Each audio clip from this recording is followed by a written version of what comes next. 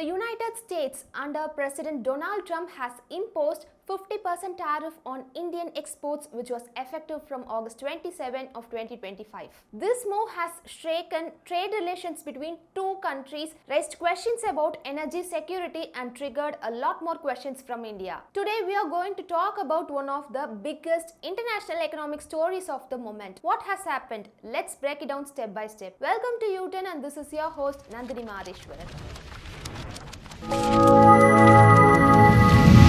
American President Donald Trump imposed 50% tariff on Indian exports. This has not just started today. It rooted back to April 2025. The Trump administration announced 10% universal tariff on all imports on the US alongside especially India with 26% on its Indian goods. By July 30 of 2025, things have gotten worse. America has imposed 50% tariff on Indian goods, which was effective from August 1st because trade talks between the two countries had got collapsed and the US is accusing India of continuing to buy a large amount of Russian oils, which America says that India is indirectly funding Russia and Ukraine war. But from 2021 to 2025, Indian shares on buying Russian oil has been significantly increased from 2% to 35%. It is the highest among any other country that India shares the highest oil trade. Only by Trump's threat, how India could leave it all of a sudden. Finally, on August 6 of 2025, Trump signed an executive order to double it further. He added another 25% of tariff, raising it to a whopping 50% on Indian goods. He also says Indian economy as a debt economy. This order specified that the new rate will be taken effective from August 27, which was yesterday. It has officially become law. The Trump administration has framed this tariff as a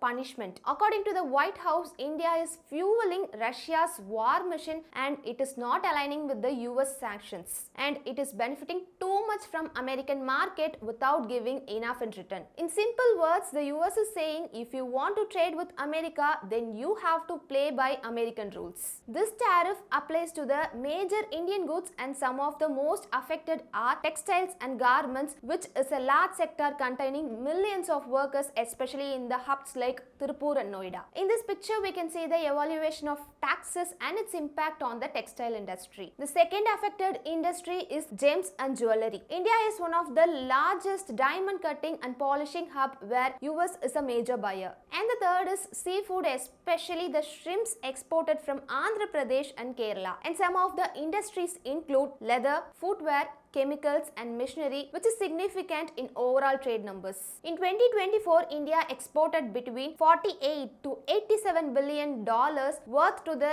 goods of US, but predicts analysis that these may fall over up to 40 to 70% in certain categories. This is not just about statistics, it's about people. Hundreds of thousands of people's work are at risk, especially in the intensive labor industries. Exports hubs like Tirupur for textiles, Visakhapatnam for seafoods and Surat for diamonds may lay off or shut down. India's GDP growth might also fall. Forecasts suggest that it could fall of about 0.4 to 0.6 percentage points, possibly bringing it below 6% the next year. So the human cost is high, it affects the workers, small exporters and the entire communities which is dependent on the US markets. India has strongly condemned the tariff. The Ministry of External Affairs say that it is as a unjust, unilateral and it is against WTO, that is World Trade Organization rules. India has emphasized that the Russian oil imports is purely for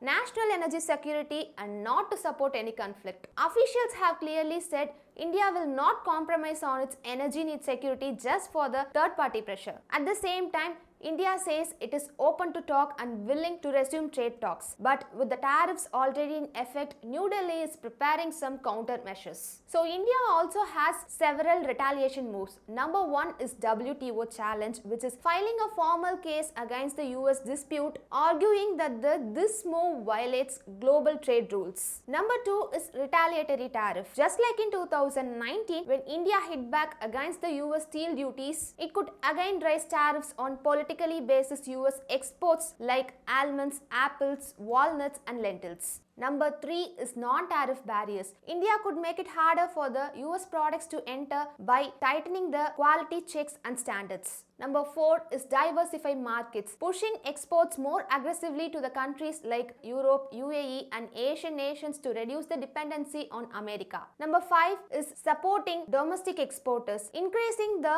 rebates, credit and subsidy to the local or domestic exporters can help them to survive this tough period. Many political leaders and economic activists have spoken about this tariff. Of that, Rahul Gandhi, the leader of the opposition in the Lok Sabha, claimed that this tariff is an economic blackmail. PM Modi better not let his weakness to override the interest of Indian people. Jharkhand Mukti Morcha MP Mahua Marji also said that everything what is happening, it will not have much impact on the Indian economy. It will have an impact on the US economy. And she also said that we have to strengthen our business in other places because the world is very big. There is not only America here. Ajay Srivatsava, the founder of Global Trade Research Initiative, has said that we have two broad options. One is our local market in which Indian economy is growing up to 6 to 7% annually, and the other is to search for other countries to divert some of the imports that India cannot export to the US. The other thing we have to look is that is